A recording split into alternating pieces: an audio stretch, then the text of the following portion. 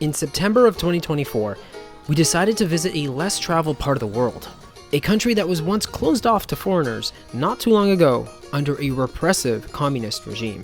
A country that has blossomed in recent years and is host to spectacular mountains and rivers, castles and ruins, beaches and thermal pools, and filled with the friendliest people. What's up, meandering spirits? Shane here. These are highlights from our 2-week self-guided tour of Albania, a highly underrated travel destination.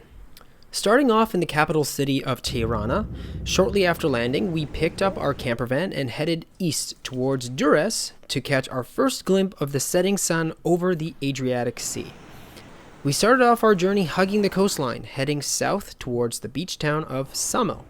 Along the way, we stopped at Apollonia Archaeological Park, which was filled with Greek and Roman ruins, and did some urban exploration inside an abandoned power plant in Theth. Instead of staying in Durres, which is more of a party town, we stopped in Himare. This is where we went for our first ocean swim. The water was clean and warm, and where, oddly enough, I spotted a funnel cloud. As a massive tornado buff, this was so cool to see, but no one else seemed to care but me. Bye, Twister. The castle of Porto Palmero was a fun little pit stop before we finally made it to Ksamil. This town had serious beach vibes. Grab a couple of beach chairs along the waterfront, sip a few drinks, take a dip in the water, have a nap, and then watch the sunset. Absolutely stunning. Very close to Ksamil is Butrint National Archaeological Park. The weather wasn't looking too good, so we had to speed run the site, but still got to soak up all of the ancient history that is on display, including ruined buildings and sculptures. From here, we started heading back north towards Gjirokaster. Albania is home to two very unique natural water features. Both are called the Blue Eye. One is in the far south, and the other is in the far north of the country. Extremely clear water surges up through the ground, creating this Garden of Eden-like pool and river that looks surreal. If you're brave enough to handle the cold water, it's the most refreshing dip you'll ever experience. So this is the Blue Eye in Albania. This is the one of two. Gjirokaster. This is the one that's closer to Ksamil, and that's it. And you can see why it's called the Blue Eye. Clear spring water welling up off the out of the ground. I don't know where this water is coming from, but it's so nice, so clear. It's very cold. There's no swimming signs everywhere, so you can try to swim. Because of Albania's tumultuous history, the country is dotted with derelict bunkers. This site full of bunkers was on top of a hill that overlooked the valley below. I see enemies approaching. Fire missiles. And it was home to an archaeological dig site, which we had all to ourselves to explore at sunset. Gjirokaster, with its cobblestone streets, outdoor bazaars, and Ottoman architecture, was a treat to visit. There's a massive castle at the center of the city that's home to historical relics, as well as an extensive underground bunker built by the ousted Communist Party. On the road again through Permet and literally through the Big Rock and onto Benjes thermal pools. Hot tub time. This place has a few thermal pools to soak in, but the best ones require you to hike up into the canyon about 1 kilometer or so. On the path, you'll pass 2 smaller pools, each thought to help with particular body ailments. The furthest pool is where we decided to spend most of our time, and where we met a wonderful and welcoming family that shared their fire and snacks with us. Next, onto Osumi Canyon. Now, Osumi Canyon is a very rugged part of Albania. However, Google Maps doesn't tell you that the road you're about to drive along is only meant for 4x4s. So we have no footage of this section of our trip because it honestly felt like we might roll off the cliff at any moment. After struggling with traction and tight turns, we decided to turn back. I had to turn around our massive camper van on a mountain ridge with only inches to spare. Suffice it to say, we stared death in the face and drove away unscathed. We ended up stopping for dinner at a random restaurant on the side of the main highway. Meat, potatoes, salad. Simple and delicious. We asked the owners if we could spend the night in their parking lot, which they were happy to offer. Wow. At the crack of dawn, we continued our way north towards our next major city, Berat. The city of 1,000 windows has 2 stunning features. Firstly, Berat Castle, which towers at the center of the city, and secondly, the duality of the Muslim and Christian quarters that flank the castle. The contrast in architecture and colors is so interesting.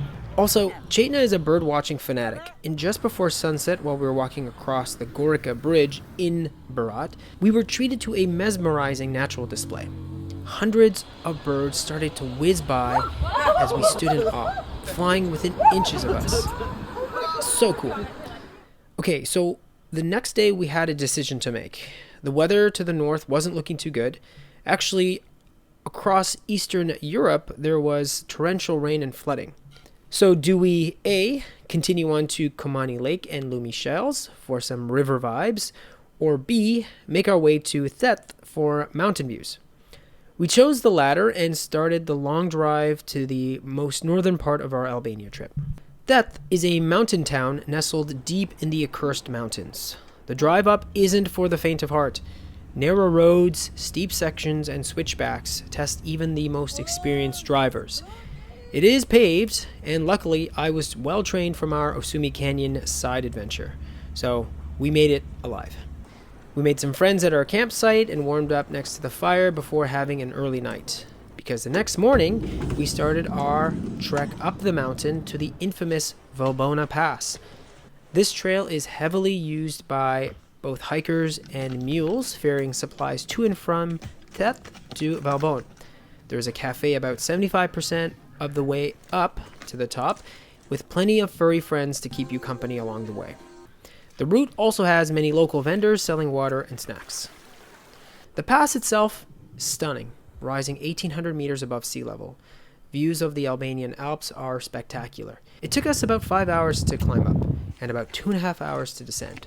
The hike isn't particularly challenging, as we saw plenty of people completing it with regular shoes, and in some cases jeans, but we highly encourage proper footwear, clothes, and perhaps hiking poles. The next morning, we explored Theth Village. A beautiful church sits in the center with towering peaks behind it. By the way, that second Blue Eye water feature, Blue Eye Capre, is in Theth, and only a short drive from the village. But we chose to skip it, since the road was fairly narrow and showed signs of rockfall, and we didn't want to get trapped. Later that day, we left Theth and headed towards Shkoder. Along the way, we picked up a local hitchhiker who treated us to coffees and cokes and welcomed us to his family's home. Such welcoming people. Shkoder is a bustling city situated next to a massive lake named Shkoder Lake. Rozafa Castle was a treat to explore, but we especially liked renting bikes and riding along the lakeshore. Horses, cattle, and sheep roam free along the road. Chetna stopped at a restaurant while I continued on to my goal, reaching Montenegro. Yes, you can literally walk across the border into Montenegro. It's not guarded and there's no fence. And I'm on literally the road to Montenegro, around Lake Shkoder in Albania. But as you can see, it's not paved, and I think it's about 1.5 kilometers of this, so let's see how it goes.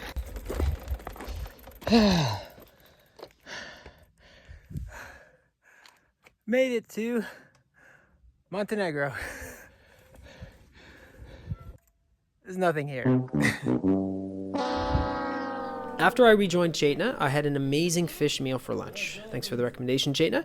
And we headed back into the city because we had a dinner date with our friend's parents. They spoke zero English, but our friend was FaceTiming us the entire time from Toronto and translated for us. We shared stories, drank very strong homemade alcohol, and ate a mountain of food. On our way out of Shkoder, we stopped by a famous mask production facility where they make masquerade masks for events in Italy. One of the last items on our itinerary was a night at Mirizi I Zanav, a farm-to-table restaurant that offers overnight stays. It's a gastronomic experience. I got the lamb skewers with a side of potatoes, and Chetna got a salad with a side of food poisoning. Yeah, it wasn't a fun night. We ended up having to leave at around 1 a.m. and headed into Tirana to check into our final hotel one day earlier. The next day, Chetna still wasn't 100%, so I returned our camper van, packed our bags. We had a cozy final night at the hotel, then walked across the street to the airport to catch our return flight back home to Toronto. Our budget included flights from Toronto, camper van for 14 days, gas, campsites, park fees, and hotel. In total, we ended up spending 5,760 Canadian dollars, which included restaurants and groceries. As far as overnight stays, here are all the campsites and locations we parked. The campsites were all clean and very well maintained. We would definitely recommend using Camper Albania. They offer airport pickup and drop-off. You just need to know how to drive manual. Also, get a local SIM card and data plan. You can get it right at the airport and it's very inexpensive. As far as food, we mostly cooked out of our camper van, so we saved a lot. There are plenty of grocery stores to stock up. Chetna did have trouble finding vegetarian dairy-free options once in a while when we did go out for food, but she always had French fries to fall back on. I, on the other hand, thrived food-wise, trying all sorts of local cuisine. Albania isn't inundated with tourists, unlike Greece to its south, so it felt very special to have some attractions all to ourselves at times. Overall, Albania was such an incredible country to explore. The people are so warm and welcoming. The landscape is raw and natural. The landmarks are diverse and story-filled. We hope that your Albania adventure is as fun as ours was. If you have any questions, please leave a comment below and we'll try to answer. Thank you so much for watching. Take care.